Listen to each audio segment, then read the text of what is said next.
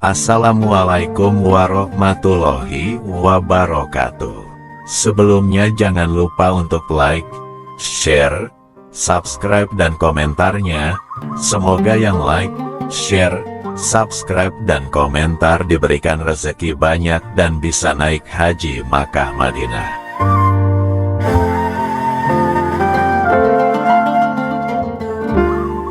Kiai Ageng Selo atau yang terlahir dengan nama Raden Bagus Songgong diperkirakan lahir di akhir abad 15 atau awal abad 16. Ayahanda beliau adalah Kiai Getas Pendawa Putra Bondan Kejawen atau Lembu Peteng Putra Brawijaya V dengan Putri Wandan Kuning. Kiai Ageng Selo mempunyai istri yang bernama Nyai Bicak dan memiliki putra 7 orang, yaitu Nyai Ageng Lurungten, Nyai Ageng Wanasaba, Nyai Ageng Basti, Nyai Ageng Jati, Nyai Ageng Pranen, Nyai Ageng Pakis Dadu, Kiai Ageng Enis. Nasab Kiai Ageng Selo. Ki Ageng Pemanahan jika diambil dari garis ayah masih keturunan Prabu Brawijaya V Bre Kertabumi dengan jalur silsilah sebagai berikut. Prabu Brawijaya V Bre Kertabumi, Bondan Kejawan atau Lembu Peteng, Kiai Getas Pandawa, Kiai Ageng Selo. Kiai Ageng Selo wafat sekitar akhir abad 16. Makam Kiai Ageng Selo terletak di Desa Selo Grobogan, Kecamatan Tawangharjo, Kabupaten Purwodadi. Kiai Ageng Selo dibesarkan dan dididik oleh ayahanda Kiai Getas Pandawa dan guru-guru Kiai Ageng Selo adalah ayahandanya sendiri Kiai Getas Pendawa dan Sunan Kalijaga. Sedangkan murid-murid Kiai Ageng Selo, Kiai Juru Martani, Kiai Penjawi, Mas Karebet atau Joko Tingkir. Kisah Kiai Ageng Selo ini ada berbagai versi dan salah satu versi ini yang kami kisahkan. Jadi tidak untuk diperdebatkan dan biar tidak salah faham bisa mendengarkan sampai selesai. Terima kasih. Kisah masa hidup Kiai Ageng Selo. Kiai Ageng Abdurrahman Selo atau yang terkenal dengan nama Kiai Ageng Selo hidup sezaman dengan Wali Songo. Kiai Ageng Selo juga dikenal dengan nama Kiai Ganjur, sebab beliau dikenal memiliki kemampuan menabuh alat musik ganjur yang bisa menarik penduduk untuk melihat dan mendengarkan ganjur, dan setelah itu barulah Kiai Ageng Selo melakukan dakwah Islam kepada penduduk.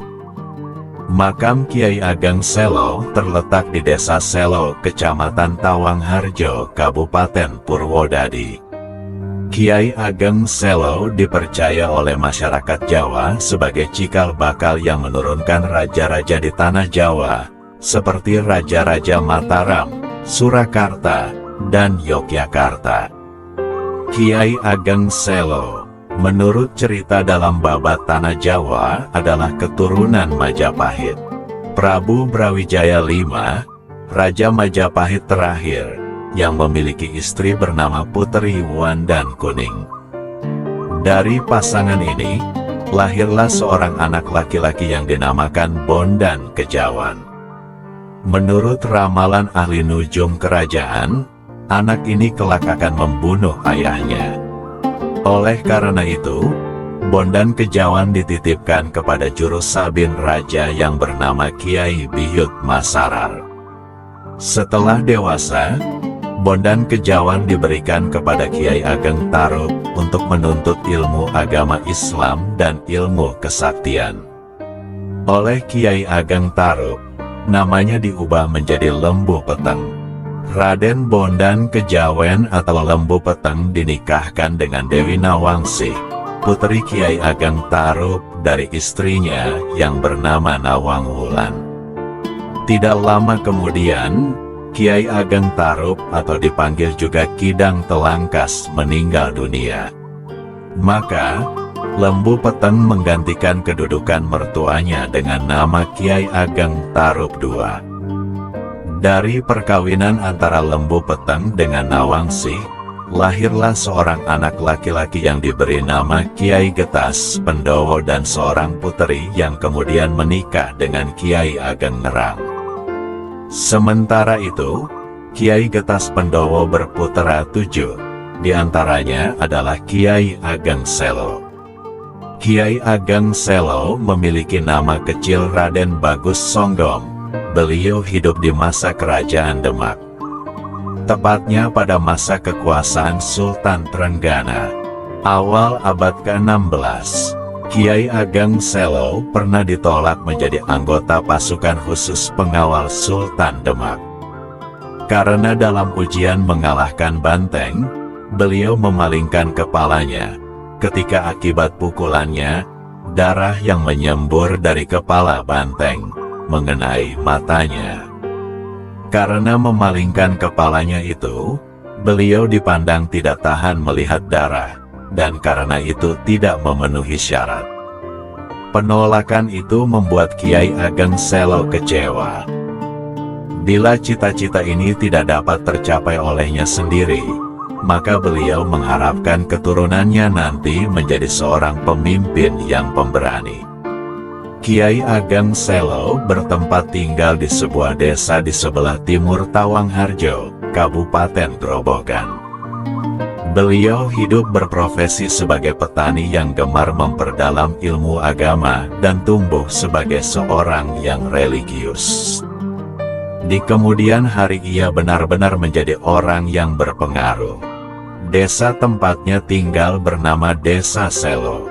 Nama Selo berkaitan dengan keberadaan bukit atau gunung berapi, dan merupakan sumber banyak garam dan api abadi yang terdapat dari wilayah Grobogan. Di desa tersebut juga Kiai Ageng Selo meninggal dan dimakamkan. Legenda Sang Penangkap Petir. Kiai Ageng Selo dikenal sebagai sang penakluk petir. Kisah tersebut bermula saat Kiai Ageng Selo membuka ladang. Hari itu sangat mendung, pertanda hari akan hujan. Tidak lama memang benar-benar hujan lebat turun. Kemudian tiba-tiba langit menjadi mendung dan mulai turun hujan.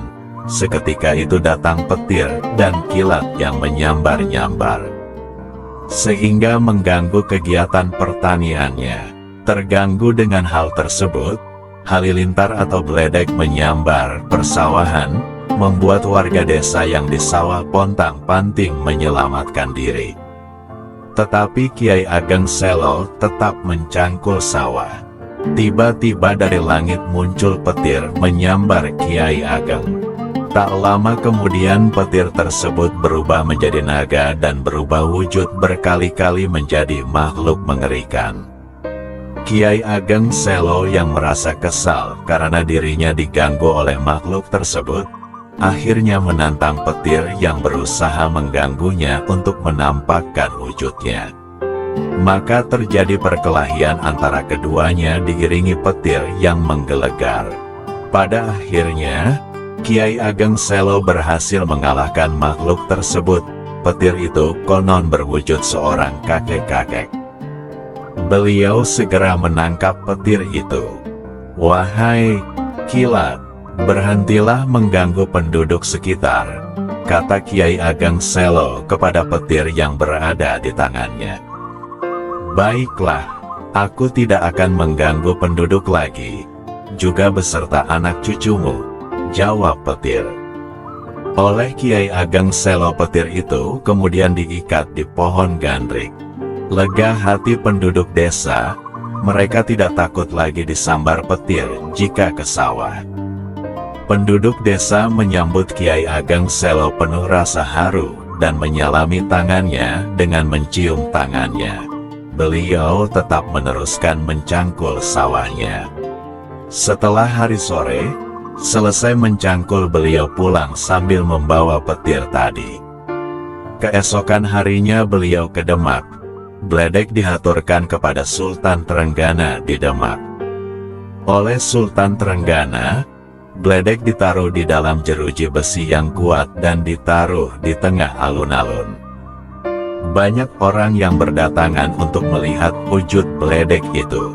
Setelah beberapa lama kemudian, datanglah seorang nenek-nenek dengan membawa air kendi. Air itu diberikan kepada kakek bledek dan diminumnya. Setelah minum terdengarlah bunyi menggelegar memekakkan telinga. Bersamaan dengan itu lenyaplah kakek dan nenek bledek tersebut, sedang jeruji besi tempat mengurung kakek bledek hancur berantakan. Untuk mengenang kejadian itu, dibuat gambar kilat pada kayu berbentuk ukiran sebesar pintu masjid. Lantas mereka menyerahkannya kepada Kiai Ageng Selo. Dengan senang hati Kiai Ageng Selo menerimanya dan dipasang di pintu depan Masjid Demak. Pintu itu masih bisa dilihat hingga sekarang. Kisah tersebutlah yang membuat Kiai Ageng Selo dikenal luas sebagai sang penakluk petir. Sampai sekarang, pintu tersebut masih dapat dilihat di Masjid Demak.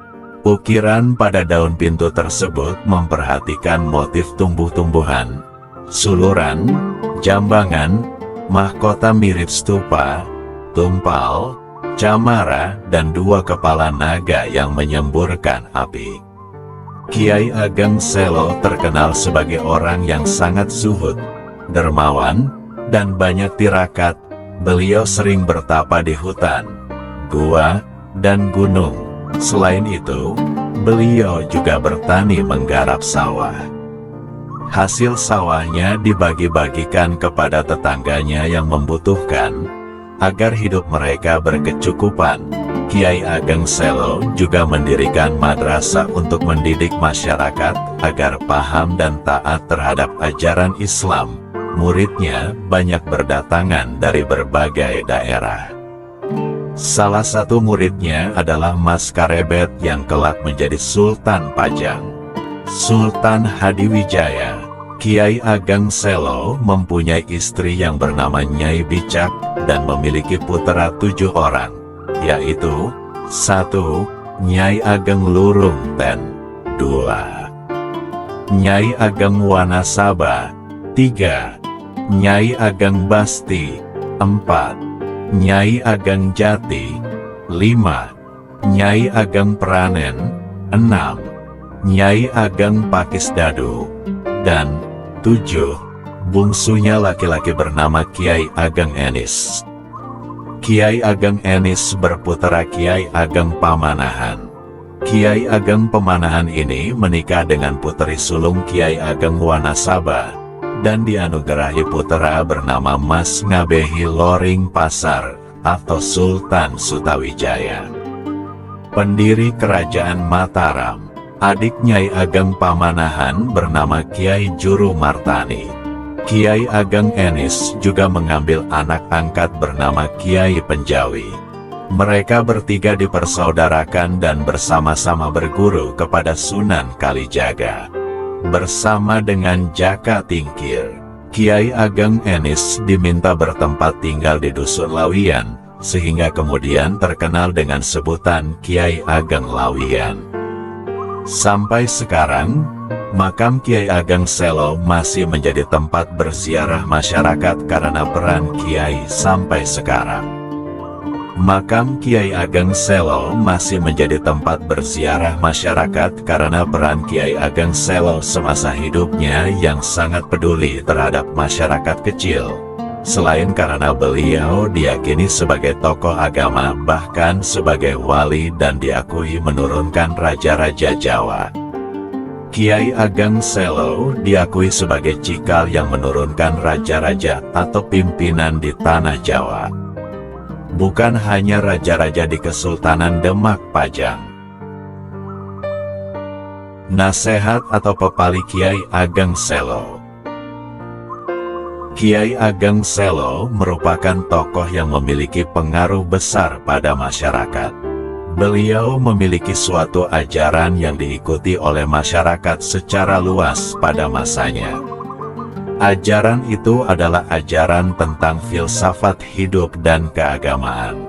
Sebagaimana tradisi pengajaran di Tanah Jawa, para santri Kiai Ageng Selo mencatat dan menuliskan ajaran-ajaran yang disampaikan olehnya. Tulisan-tulisan selanjutnya menjadi pemikiran utama Kiai Ageng Selo yang di kemudian hari dikenal dengan sebutan Pepali Kiai Ageng Selo.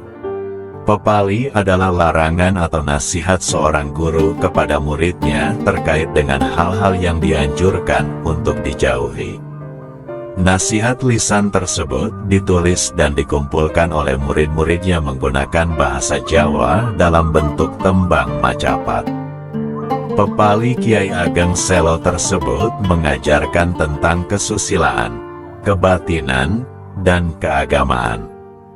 Dalam merumuskan ajarannya, Kiai Ageng Selo menggunakan pendekatan filsafat Jawa seperti yang pernah diterapkan oleh para wali sebelumnya. Banyak kearifan lokal yang sampai sekarang masih dianut oleh warga masyarakat Desa Selo, Kecamatan Tawangharjo, Grobogan.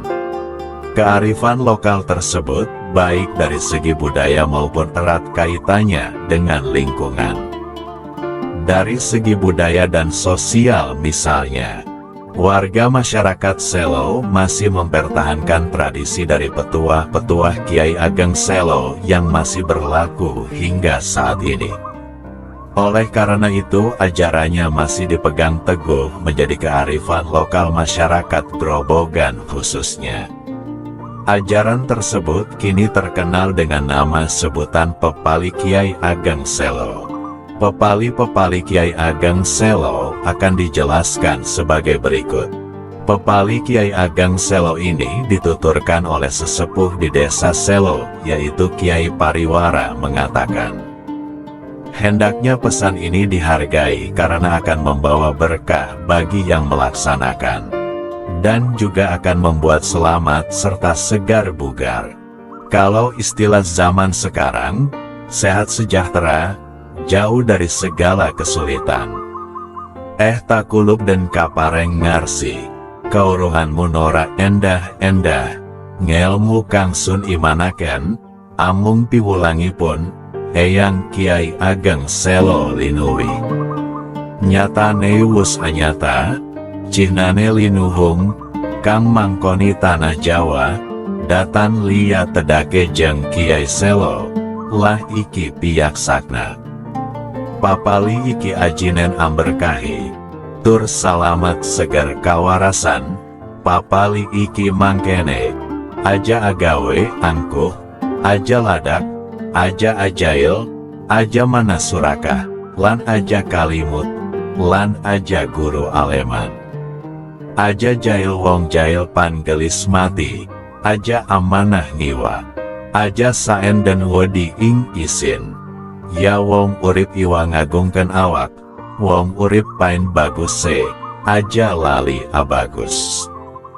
Bagus iku dudu mas picis, pandudu sasandangan, dudu rupa iku.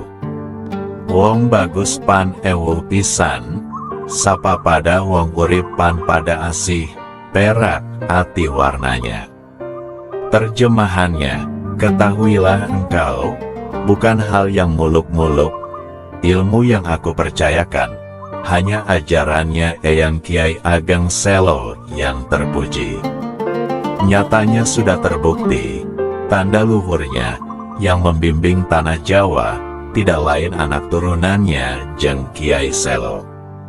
Nah ini dengarkanlah, pepali ini hargailah karena memberkati dan juga membuat selamat segar bugar. Pepali ini seperti ini, jangan berbuat angkuh, jangan ladak, jangan jahil, jangan berhati serakah, dan jangan celimutan, dan jangan memburu pujian. Jangan jahil karena orang jahil cepat mati, juga jangan berhati kepada keburukan, jangan tak tahu malu yang takut akan rasa malu, juga orang hidup jangan menganggap besar diri. Orang hidup carilah bagusnya, jangan lupa memperbagus diri. Yang disebut bagus bukan karena banyak emas dan uang. Sungguh bukan karena pakaian, bukan dalam rupa, penampilan, Orang bagus di sini sungguh sulit sekali. Sesama orang hidup semua mengasihi, maksudnya semua dekat hatinya. Ada juga nasihat Kiai Ageng Selo tersebut dipasang di bangunan tempat wudhu sebelah kiri masjid. Dalam nasihat itu beliau berpesan jangan angkuh, jangan bengis dan jahil, jangan serakah, jangan panjang tangan, jangan mengejar pujian, jangan kasar karena orang kasar cepat mati, jangan cenderung ke kiri atau melawan aturan. 9 pepali Kiai Ageng Selo. Pertama, ojo adol sego, jangan menjual nasi. Petuah ini ada sejarah dan maknanya, berasal dari pesan Kiai Ageng Selo pada anak cucu dan keluarganya. Pada suatu hari Kiai Ageng Selo mendapat tamu dari daerah jauh. Sebagaimana adat dan kebiasaan masyarakat Selo dan Jawa, jika ada tamu pastinya akan disuguhi makan dan jajan. Pada saat istri Kiai Ageng Selo akan membuat nasi dan ayam bakar yang akan dihidangkan oleh tamu tersebut. Orang tersebut menolaknya dan mengatakan saya sudah kenyang dan baru saja makan. Setelah cukup bercakap-cakap, pergilah orang tadi dan pamit kepada Kiai Ageng Selo. Setelah tamu tersebut pulang, Kiai Ageng Selo hatinya merasa sedih. Hati kecilnya berbicara mau sodako saja kok sangat sulit. Padahal di pasar dan di luar sana banyak orang-orang yang menjual nasi. Dari sinilah Kiai Ageng Selo berujar pada anak cucunya agar jangan sekali-kali menjual nasi. Dalam Jawa dikatakan, ojo adol sego. Nasi janganlah dijual, jika bisa malah untuk disodakohkan pada yang membutuhkan. Di daerah Selo sampai saat ini tidak ada orang yang menjual nasi. Kedua, ojo nandur walu neng ngarep omah, mundak nirim peti. Suatu hari wilayah Selo ada gempa bumi dan huru-hara. Semua orang lari tunggang langgang untuk menyelamatkan dirinya sendiri-sendiri. Termasuk Kiai Ageng Selo yang saat berlari terjatuh karena terserimpet akar pohon walu atau labu di depan rumahnya. Dari cerita inilah Kiai Ageng Selo berujar ojo nandur wit walu neng ngarep omah, mundak nirim peti. Artinya, janganlah kalian menanam pohon labu di depan rumah supaya tidak tersandung karena akarnya. Sebenarnya ini adalah sanepo atau makna kiasan. Buah labu itu bentuknya seperti kepala yang besar namun tidak ada isinya. Rumah dikiaskan dengan diri pribadi. Jadi maksud kata ojo nandur walu neng ngarep omah, mundak nirim peti bermakna janganlah kalian semua menjadikan orang bodoh dan sombong sebagai teman dekat kamu. Jika orang seperti itu kamu jadikan teman dekat, bisa jadi beliau akan menjadi batu sandungan buat dirimu sendiri. Ketiga, aja agawe angkuh. Maksudnya adalah janganlah mempunyai sifat sombong, karena sifat tersebut akan dapat mencelakai diri seseorang. Sebagai manusia haruslah rendah hati, bersikap tawadu. Sombong akan membinasakan manusia. Iblis akan dimasukkan dalam neraka karena sombong, tidak mau bersujud kepada Nabi Adam. Begitu juga Firaun, begitu juga umat Nabi Nuh yang tenggelam di air bah, dan sebagainya. Keempat, ojo ladak lan jahil. Maknanya adalah jangan mudah marah dan jahil kepada orang. Kelima, ojo ati serakah. Maknanya adalah janganlah serakah dalam urusan material duniawiyah. Keenam, ojo celimut artinya janganlah panjang tangan. Ketujuh, ojo emburu aleman artinya jangan memburu pujian dari orang lain. Kedelapan, ojo ladak, wong ladak pandelis mati. Maknanya adalah jangan bersikap angkuh. Orang angkuh akan cepat mati. Kesembilan, ojo melaku ngiwo. Maknanya adalah jangan berbuat yang menyeleweng baik adat maupun norma agama. Kearifan lokal di atas selanjutnya dinamai dengan Pepali Kiai Ageng Selo yang kini dilestarikan menjadi nilai-nilai kearifan lokal masyarakat Grobogan, Jawa Tengah. Tembang Pepali Ki Ageng Selo ini menjadi alternatif untuk sarana menumbuhkan kecintaan pada budaya bangsa, sejarah daerah, dan dapat menjadi nyanyian yang memiliki nilai-nilai pendidikan akhlak. Untuk melihat sedikit isi serat ini akan dikutipkan serat Pepali Ki Ageng Selo tentang larangan untuk saling menyerang dan mencederai satu sama lain. Kutipan tersebut adalah pupu 8 serat Pepali Ki Ageng Selo diramu dalam tembang Dandang Gula yang bunyinya adalah sebagai berikut. Ojo siro watak sugih wani, janganlah kamu berwatak sok berani. Ojo siro watak ngajak tukar, janganlah kamu berwatak suka bertengkar. Ojo ngendelake ilmune, jangan mengandalkan ilmumu. Lan ojo demen umuk, dan jangan suka pamer. Ojo siro demen nyumpahi, janganlah kamu suka menyumpahi orang lain. Ojo mana angiwo, janganlah suka berpikiran menyeleweng. Olo kang tinemu, hal tersebut jelek akhirnya. Sing sopo atin olo, barang siapa yang hatinya jahat, nora wurung ing besuk nemu bilahi. Siapapun akan mudah menemui kematian. Wong olo nemu olo, orang jahat akan menemukan kejahatan. Dari serat tersebut Ki Ageng Selo ingin mengingatkan bahwa seseorang jangan berwatak sok berani. Ketika seseorang ingin bertindak dan berbuat harus dipertimbangkan masak-masak akan akibat, untung, dan ruginya. Maka dikatakan aja sugih wani, tetapi lebih baik wani sugih. Orang yang sok berani akan berbuat tanpa banyak perhitungan. Lebih parah lagi kalau watak sok berani dilengkapi dengan watak ngajak bertengkar atau berkelahi. Ki Ageng Selo juga mengingatkan agar kita tidak suka pamer atau umuk. Sifat ini biasanya dimiliki oleh orang yang rendah diri. Kepamerannya tersebut diunjukkan untuk menutupi kekurangan yang ada pada dirinya. Pamer juga wujud dari kurang percaya diri. Selanjutnya Ki Ageng Selo juga mengingatkan untuk tidak mudah menyumpahi orang lain dengan kata-kata jelek. Jika kita melakukan hal tersebut dikhawatirkannya semua akan terjadi seperti yang telah diucapkan sebelumnya. Harapnya adalah agar tetap saling mencintai satu sama lain. Selanjutnya dalam pupu 45 tembang pocung yang berbunyi sebagai berikut.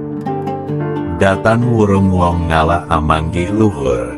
Akhirnya orang yang suka mengalah memperoleh keluhuran. Yekti Nora Cidro merendahkan kedudukannya. Yen asih marang sesame, berani mengalah terhadap sesama. Winales si hering sagung manungsa akan memperoleh kemenangan jika berani mengalah untuk sesamanya. Perlu diteruskan untuk pupu 49 yang berbunyi, Siralamun tresnosi sesaminipun, jika engkau mencintai sesamamu, samaning manungsa, sesama manusia, kang samnya ning donya mangkin, yang bersama hidup di dunia, sadayanya data ana sinengitan, semua tidak saling membenci. Ki Ageng Selo menganjurkan orang untuk berani mengalah. Ada ucapan yang bijak yaitu wani ngalah, bakal luhur wekasane, bukannya wani ngalah, bakal duwur rekasane. Dari ucapan tersebut kita diajak untuk belajar mengalah dan kelak orang lain yang akan mendapatkan keluhuran budi tersebut. Mengalah tidak berarti kalah, lebih mengarah pada sikap ngeli, menghanyutkan diri, dan bukan pada sikap keli, hanyut. Orang yang menghanyut masih hidup dan selamat, sedangkan orang yang hanyut pasti akan mati. Orang yang menghanyut bisa selamat karena bisa mengikuti arus yang deras sekalipun ia terengah-engah. Dari uraian di atas, kita dapat berefleksi dengan baik tentang nilai, sikap, dan perbuatan yang baik dan benar untuk diri sendiri maupun orang lain. Ketika mendidik anak agar memiliki akhlak yang mulia, perlu diketahui bahwa tingkah laku merupakan salah satu buah iman yang meresap dalam kehidupan keberagaman anak. Maka seorang anak bila sejak dini tumbuh dan berkembang dengan dasar iman kepada Allah Subhanahu wa Ta'ala, niscaya anak tersebut terbiasa dengan akhlak yang mulia. Maka dalam rangka mendidik akhlak anak, selain harus memberikan keteladanan yang tepat, juga harus ditunjukkan bagaimana harus bersikap, bagaimana harus menghormati, dan bagaimana bertutur kata yang baik. Sekian, terima kasih. Semoga bermanfaat. Untuk beliau Kiai Ageng Selo Lahul Fatihah. Wassalamualaikum warahmatullahi wabarakatuh.